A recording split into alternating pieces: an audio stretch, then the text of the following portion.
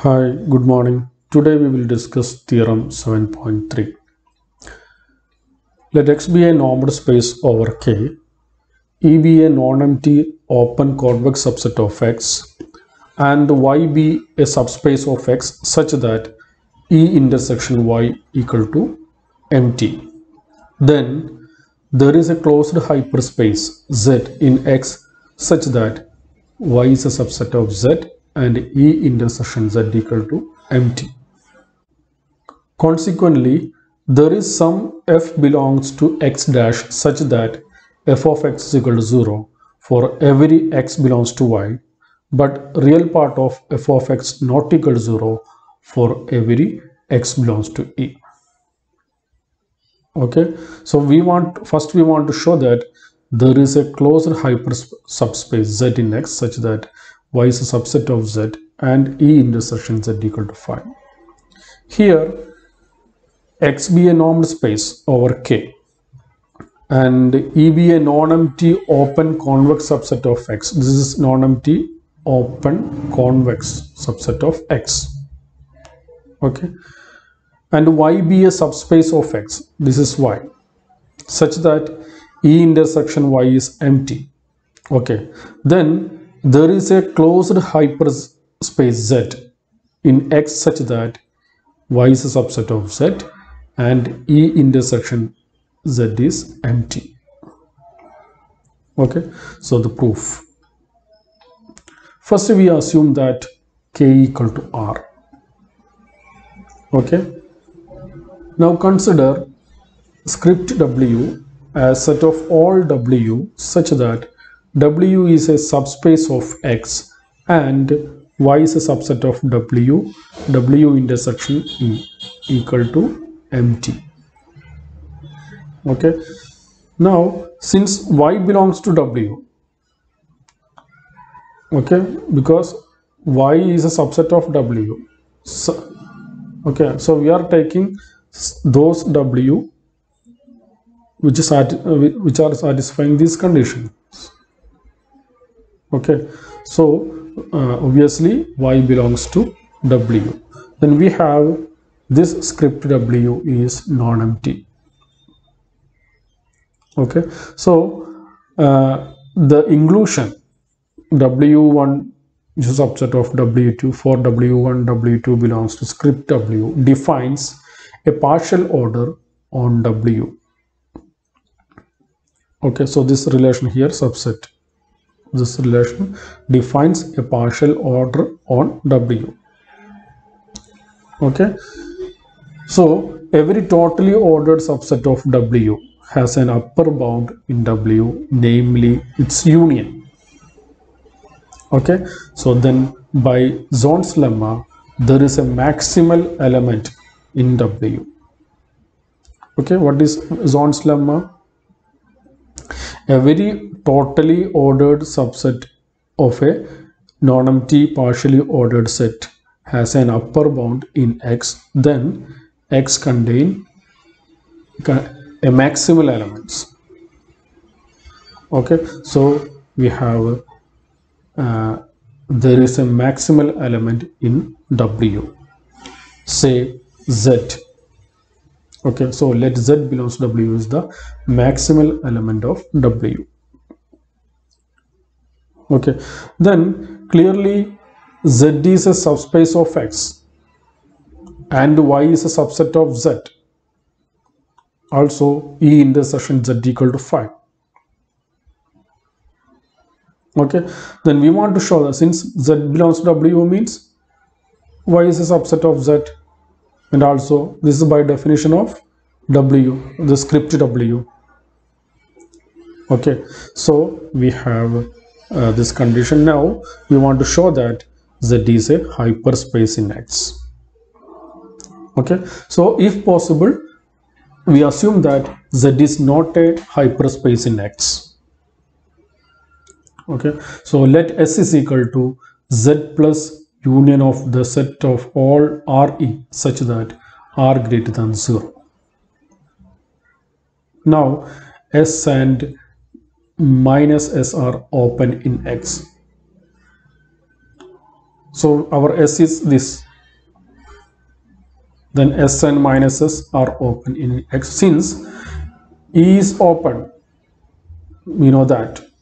So obviously here R greater than 0, so R E is also open.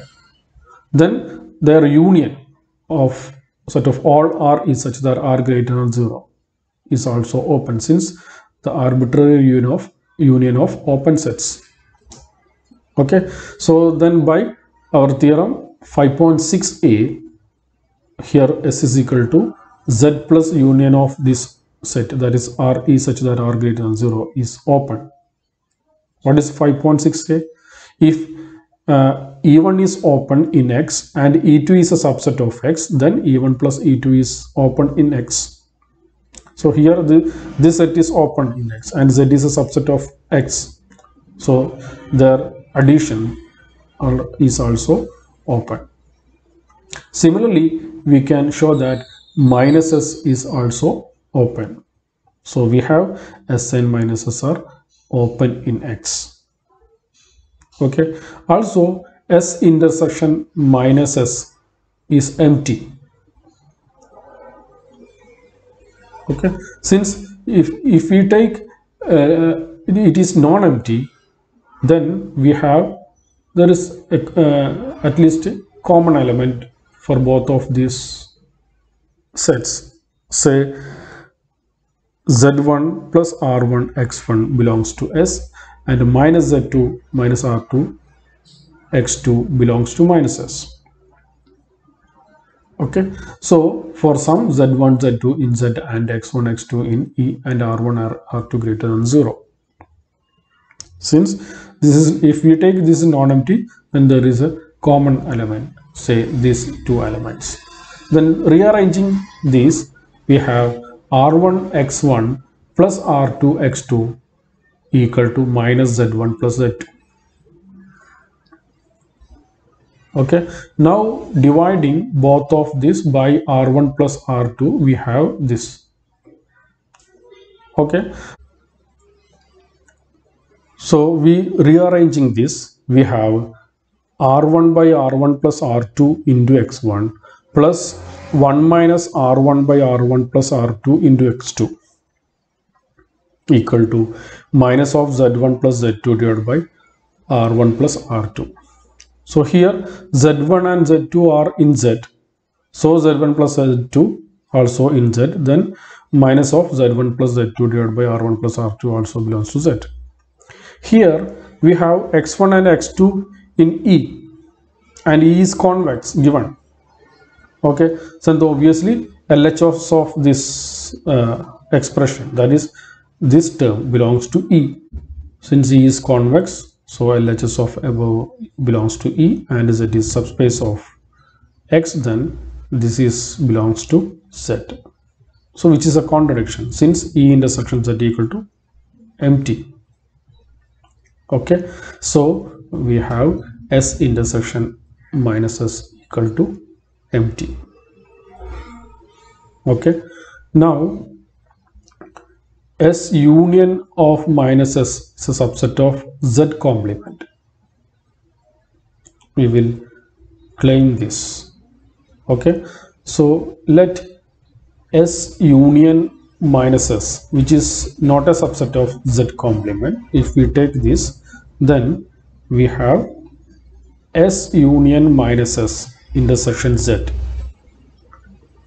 is not equal to 5. Why? Since S union minus S is not a subset of Z complement. So this means this is a subset of Z. So that their intersection is non-empty. Okay, so we have at least a common element, say Z3. Okay, which is equal to plus or minus Z4 plus R3 X3. Okay, where Z3 Z4 belongs to Z, R3 greater than 0 and X3 belongs to E. Okay, then X3 equal to, we rearranging this, then x3 equal to plus or minus z3 minus z4 divided by r3.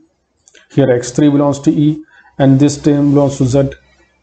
So this means which belongs to E intersection Z, which is a contradiction. So S union minus S is a subset of Z complement. Okay. Then all the above three statements show that S union minus S is not equal to Z complement. If it is equal to Z complement, then what happened? Z complement equal to S union minus S. Here S and minus S are disjoint open subsets. Okay, so this means Z complement is the union of two non-empty disjoint open subsets. This is impossible since Z complement is connected. This is by lemma 7.2. What is lemma 7.2? Which states that if X is a normal space and Y is a subset of X and Y is not a hyperspace, then Y complement is connected. So by using that lemma, we have Z complement is connected. Okay, so we have this is impossible since Z complement is connected, that is S union minus S not equal to Z complement. Also S union minus S is a subset of Z complement. Okay, so this means S union minus S is a proper subset of Z complement. So we have some X naught in X such that X naught belongs to Z complement but not in S union minus S. Okay, now we show that E intersection span of the set Z X naught, which is equal to empty. So let us assume the contrary, that E intersection span of the set Z X naught, which is non-empty. So this means E and this set has at least one common element, say X in E and Z plus Tx naught in this set, where X belongs to E, Z belongs to capital Z and T belongs to capital R. Here we have taken K equal to R. Then we have some cases. First case, if T equal to 0, then X is equal to Z, which is in E, which is also in Z. So this means X equal to Z belongs, belongs to E intersection Z. It's a contradiction since E intersection Z is empty. Okay, and case 2, if T greater than 0, then X is equal to Z plus Tx naught. Okay, so this implies X naught equal to minus Z by T plus X by T. Okay, so that is X naught equal to minus 1 by T into Z plus Rx, where R greater than 0. Here R equal to 1 by T, T greater than or equal to 0. Okay, so X naught belongs to S, which is a contradiction to this, that is X naught does not belongs to S union minus S. Okay, and case 3, if T less than 0, then X is equal to Z plus Tx naught, which implies X naught equal to minus 1 by T into Z plus 1 by T into X. Okay, so X naught equal to minus 1 by T into Z minus Rx, where R greater than 0. Here we have taken R equal to minus 1 by T, where T less than 0. Okay, so that is X naught belongs to minus S, which is also a contradiction to this. Okay, and therefore E intersection span of the set Zx naught, which is empty. Okay, so we have this E intersection span of the set Zx naught equal to empty. Okay, so by the definition of our script W, we have span of the set zx0 belongs to W. Okay, so this is a contradiction to the maximality of Z in W. Okay, why this belongs to W? We have it is a subspace of X, and also Y is a subset of span of the set Zx0. Okay, and E intersection span of the set is empty. So this is by definition of script W. We have span of the set belongs to W. Okay, so this is a contradiction to the maximality of Z in W, and therefore Z is a hyperspace in X. Now we want to show that Z is closed in X. Okay, so let X belongs to E. Since E is open, we can find a neighborhood, say U, of X such that X belongs to U, which is a subset of E. Okay, so we have Z intersection E is empty, so we have Z intersection U is also empty. That is, the neighborhood of U of X does not intersect with Z. That is, X does not belongs to Z dash. Clearly, X does not belongs to Z. Since X belongs to E and E intersection Z equal to empty, so X does not belongs to Z. So we have X does not belongs to Z and X does not belongs to Z dash. Okay, that is X belongs to X and X does not belongs to closure of Z. So this implies closure of Z not equal to X.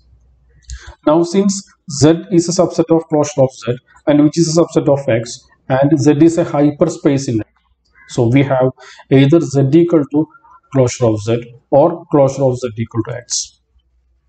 Okay, but we have closure of Z not equal to X, so we must have Z equal to closure of Z. Okay, so this means Z is closed in X. Now since Z is a hyperspace in X, then by theorem 2.5b, if Z is a hyperspace in X, then there is a linear function f on X such that Z equal to Z of f. By this theorem, we have there is a linear functional f from X to R such that Z of f equal to Z. Okay, then X belongs to Y implies X belongs to Z, which implies f of X is equal to 0. And X belongs to E implies X does not belong to Z, which implies f of X not equal to 0. Also, range space of f is finite dimensional and Z of f equal to Z is closed in X, then by theorem 6.4 f is continuous. Okay, so that is f belongs to X dash. Okay, therefore the theorem is proved for k equal to R. Now let k equal to C. Okay, now regarding X as a linear space over R, we find a continuous real linear functional U from X to R such that U of X is equal to 0 for all X belongs to Y and U of X not equal to 0 for all X belongs to E. Now define a function f from X to C by f of X is equal to U of X minus I into U of minus X. This is for all X belongs to X. Okay, then by lemma 7.1, f is complex linear, and since U is continuous, f is also continuous. Okay, now let X belongs to Y, then Ix belongs to Y. Hence f of X equal to U of X minus I into U of Ix, which is equal to 0, since U of X is equal to 0. Okay, that is f of X is equal to 0 for all X belongs to Y. Now let X belongs to E, then the real part of f of X, which is equal to U of X, which is non-zero. Okay, then by theorem 2.5a, the zero space Z of f is hyperspace, and by theorem 6.4, Z of f is closed in the linear space X. Now let Z equal to Z of f, then clearly Y is a subset of Z and E intersection Z equal to empty.